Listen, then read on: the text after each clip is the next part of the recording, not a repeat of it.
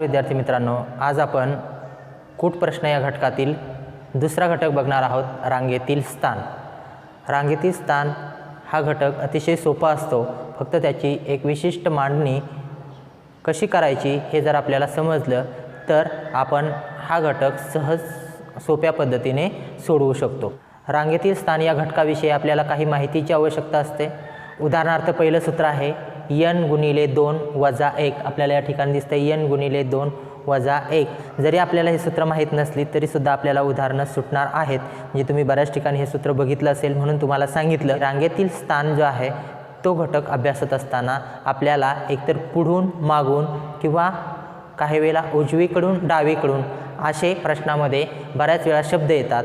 तर एक गोष्ट लक्षात ठेवा, ज्यावेळी आपल्याला पुढून मागून अशा पद्धतीचे माहिती सांगितलेली असेल त्यावेळी आपल्याला रेषा जी आहे ती अशा पद्धतीची उभी काढायची आहे. आणि ज्यावेळी आपल्याला डावीकडून उजवीकडून असं सांगितलेलं असेल त्यावेळी रेषा आपल्याला आडवी काढायच्या आहेत. आपल्याला 2 रेषा फक्त काढाव्या लागतात, उभी आणि आडवी. आणि या 2च रेषांवर आधारित हे प्रश्न जे आहेत ते आपल्याला सहज सुटतात. चला तर आपण प्रत्यक्ष काही उदाहरणं बघूया. त्याआधी जर आपण माझ्या चॅनलला सबस्क्राईब केलं नसेल तर सबस्क्राईब करा, लाईक करा आणि इतर विद्यार्थ्यांनाही शेअर करा. तर आपण पहिलं उदाहरण बघूया. उदाहरण आहे, एका रांगेत राम मध्यभागी 8व्या क्रमांकावर उभा आहे, तर रांगेत एकूण मुले किती? आता अशा प्रकारची उदाहरणं सोडवण्यासाठी आपल्याला एक सूत्रसुद्धा आहे. मी मगाशीच सांगितलं n गुणिले 2 वजा 1. n गुणिले 2 वजा 1 अशा पद्धतीचं सूत्र आहे. n म्हणजे कितव्या क्रमांकावर उभा आहे ते मध्यभागी, तर 8व्या क्रमांकावर उभा आहे. 8 गुणिले 2 वजा 1. आणि आपण जर हे सोडवलं तर 8 दुणे 16 वजा 1 बरोबर 15 हे उत्तर आपल्याला येतं. म्हणजे ज्यावेळी सहज सोपा साधा प्रश्न असतो त्यावेळी या सूत्रामध्ये किंमत टाकून आपण हे उदाहरण जे आहे ते सोडवू शकतो.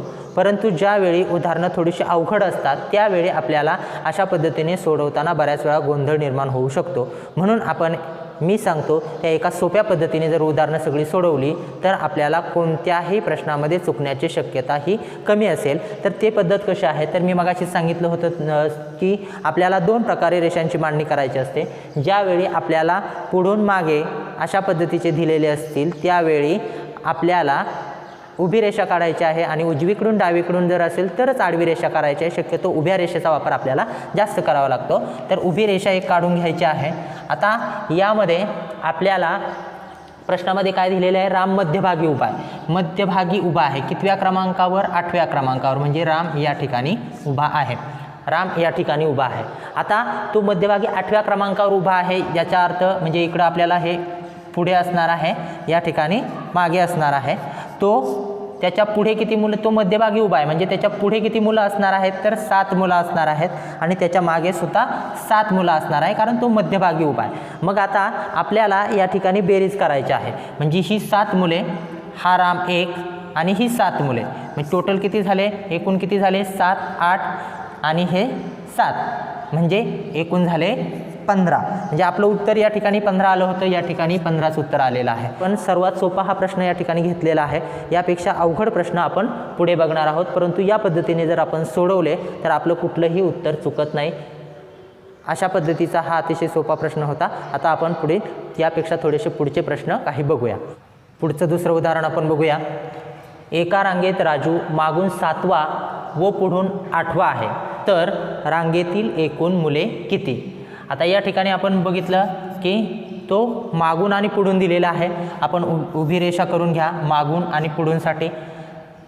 या ठिकाणी पुढे आहे आणि या ठिकाणी मागे आहे. मागून तो आणि पुढून दोन्ही बाजूने आपल्याला घ्यायचं. आता पहिल्यांदा उदाहरणामध्ये काय सांगितलं आहे की राजू मागून 7वा व पुढून 8वा आहे. आता पहिल्यांदा मागून सांगितलं आहे 7व्या क्रमांकावर आहे म्हणजे तो या ठिकाणी आहे. राजू या ठिकाणी आहे. तो कितवा क्रमांकाला आहे, मागून 7वा आहे. 7वा आहे याचा अर्थ त्याच्या आधी 6 मुले असणार आहेत. किती मुले असणार आहेत? 6 मुले. म्हणजे त्याच्या मागे 6 मुले असणार आहे. मागून त्याचा क्रमांक 7वा आहे म्हणजे तो 7 नंबरला उभा आहे. म्हणजेच त्याच्या मागे अजून किती मुले आहेत? 6 मुले आहेत. आता त्याचा पुढून कितवी क्रमांक आहे? त्याचा पुढून 8वा क्रमांक आहे. त्याचा पुढून 8वा क्रमांक आहे, म्हणजेच त्याच्या पुढे 7 मुले असणार आहेत। हे व्यवस्थित समजून घ्या। त्याच्या मागून त्याचा क्रमांक कितवा आहे? 7वा आहे। 7वा आहे याचा अर्थ त्याच्या मागे 6 मुले आहेत आणि पुढून त्याचा क्रमांक 8वा आहे, याचा अर्थ त्याच्या पुढे 7 मुले आहेत, तो 8 नंबरला आहे। हे महत्त्वाचं समजून घ्या, म्हणजे आपल्याला सर्व उदाहरणं व्यवस्थित समजतील। आता पहा, एकूण मुले किती झाली? तर ही 7 मुले आहेत। राजू एक आणि ही 6। आता यांची आपल्याला बेरीज करायची आहे। यांची बेरीज 7 आणि 8 आणि 6 14। या ठिकाणी 14 बेरीज आली, म्हणजे आपलं उत्तर जे आलं ते 14, म्हणजे एकूण मुले 14 आहेत। पुढील उदाहरण आपण बघूया। एका रांगेत 5व्या स्थानावर अमर उभा आहे। अमरच्या मागे 5व्या स्थानावर जयेश उभा आहे। जयेश हा प्रकाशच्या पुढे 6व्या स्थानावर आहे, तर प्रकाशच्या पुढे किती विद्यार्थी आहेत? असा हा प्रश्न आहे। प्रश्न जरी मोठा वाटत असला तरी आपण ज्या पद्धतीने मी मांडणी सांगितली त्या पद्धतीने करा, अतिशय सहज हा प्रश्न आपल्याला सुटणार आहे। आपण या ठिकाणी पुढे आणि मागे आपल्याला दिलेला आहे, म्हणून आपण एक उभी रेषा करून घेऊया। या ठिकाणची आपली ही पुढील बाजू आहे आणि या ठिकाणची ही मागील बाजू आहे। आता आपल्याला क्रमाने एक एक विधान वाचायचं आहे। एका रांगेत 5व्या स्थानावर अमर उभा आहे। अमर हा 5व्या स्थानावर उभा आहे। अमर 5व्या स्थानावर आहे, म्हणजे त्याच्या पुढे 4 मुले असणार आहेत। त्याच्या पुढे 4 मुले आहेत, कारण तो 5व्या स्थानावर आहे। अमरच्या मागे 5व्या स्थानावर जयेश उभा आहे। अमरच्या मागे 5व्या स्थानावर जयेश उभा आहे। जयेश 5व्या स्थानावर आहे, म्हणजे अमर आणि जयेशच्या मध्ये सुद्धा 4 मुले असणार आहेत, कारण तो 5व्या स्थानावर आहे। जयेश हा प्रकाशच्या पुढे 6व्या स्थानावर आहे। जयेश हा प्रकाशच्या पुढे, म्हणजे प्रकाश समजा या ठिकाणी प्रकाश आहे, तर प्रकाशच्या पुढे जयेश आहे। कितव्या स्थानावर आहे? 6व्या स्थानावर। म्हणजे जयेश 6व्या स्थानावर आहे, म्हणजे इथे मध्ये 5 मुले असणार आहेत, कारण तो 6व्या स्थानावर आहे जयेश, म्हणजे प्रकाशच्या पुढे 5 मुले आणि मग जयेश 6व्या स्थानावर असणार आहे। तर प्रकाशच्या पुढे किती विद्यार्थी आहेत? तर मांडणी मी जशी केली तशी व्यवस्थित करा। पुढे किती आहेत आपल्याला तो प्रत्यक्ष सोडून द्यायचा आहे, कारण त्याच्या पुढे त्याच्या मागे असा प्रश्न आपल्याला विचारला आहे। ज्यावेळी त्याच्यापासून म्हटलं जातं त्यावेळी तो स्वतः धरावा लागतो, पण त्याच्या पुढे तसाही प्रश्न आपण एक पुढे बघणारच आहोत, परंतु इथं आपल्याला पुढे किंवा मागे असा शब्दप्रयोग केलेला आहे, म्हणून आपण तो सोडून मग बाकीचे धरलेले आहेत। आता आपल्याला काय करायचं आहे? फक्त यांची बेरीज करायची आहे। मग आता पहा, इथं किती मुले आहेत? 4। अमर 1, इथं मध्ये 4 मुले आहेत।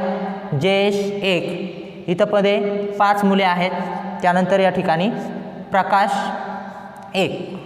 आता ह्या सगळ्यांची आपल्याला बेरीज करायची आहे। 4, 5, 5 आणि 4 9, 9 आणि 1 10, 10 आणि 5 15 आणि 1 16। आता ही सगळी बेरीज आली 16, पण आपल्याला प्रश्न काय विचारला आहे? प्रकाशच्या पुढे किती विद्यार्थी आहेत? म्हणजे आता आपल्याला प्रकाशच्या पुढचे विद्यार्थी काढायचे आहेत। प्रकाश शेवट झाला तर त्याच्या पुढचे हे काढायचे आहेत, म्हणजे प्रकाशला आपल्याला आता सोडून द्यावा लागेल। हा एक आपल्याला सोडून द्यावा लागेल, म्हणजेच आपल्याला 1 यातून वजा करावा लागेल। म्हणजे किती विद्यार्थी झाले?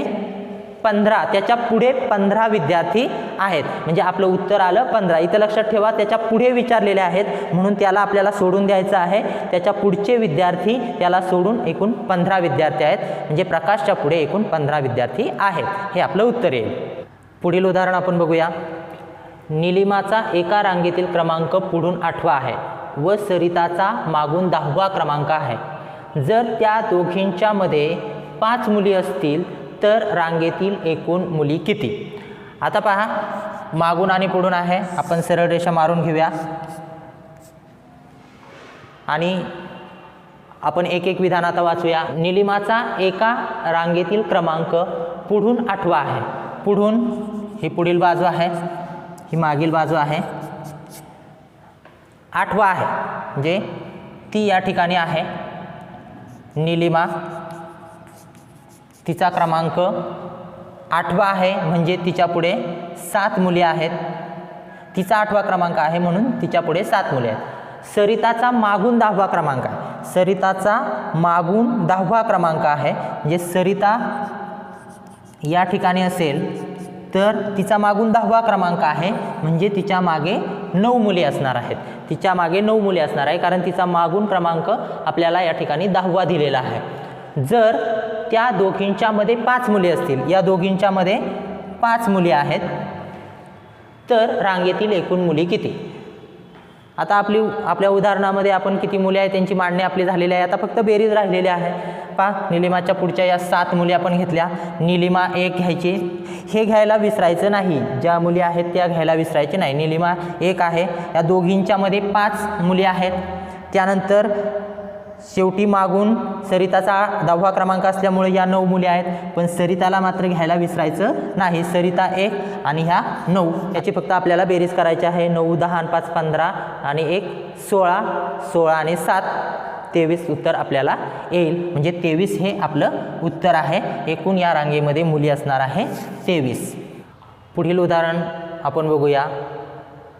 उदाहरण आहे, 6 मुले एकमेकांकडे तोंड करून वर्तुळाकार बसले आहेत.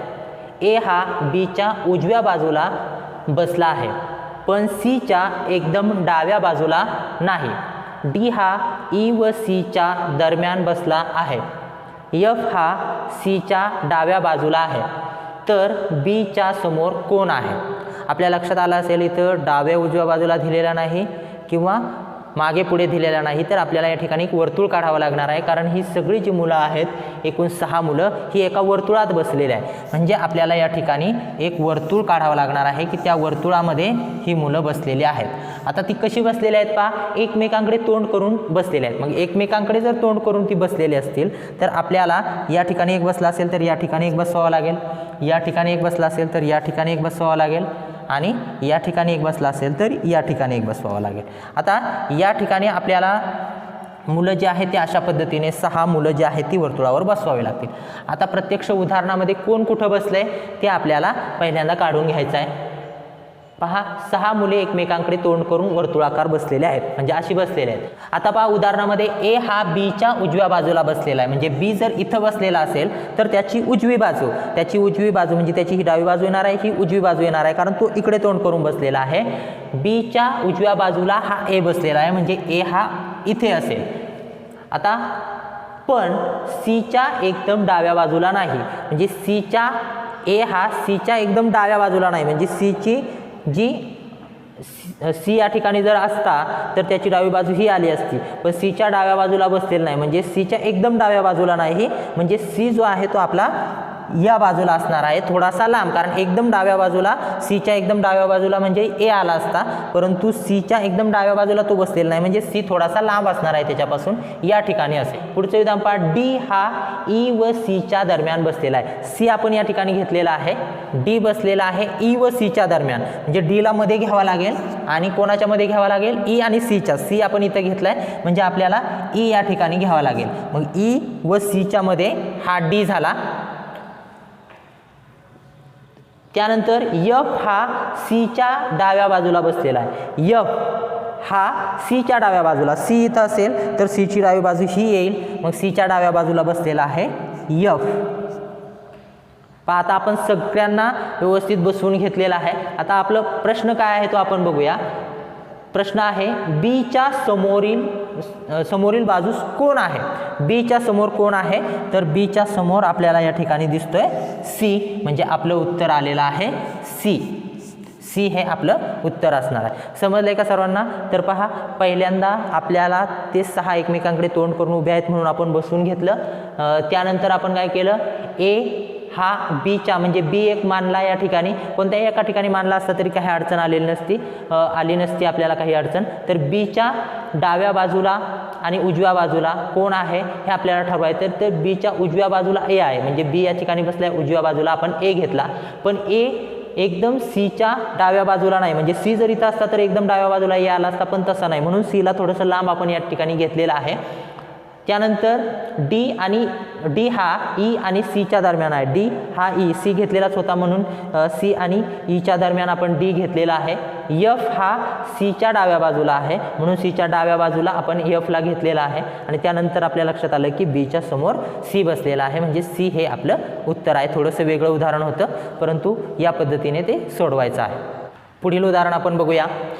एका रांगेत मंगेश समोरून 6वा असून त्याच्या मागे सुरेश बसला आहे.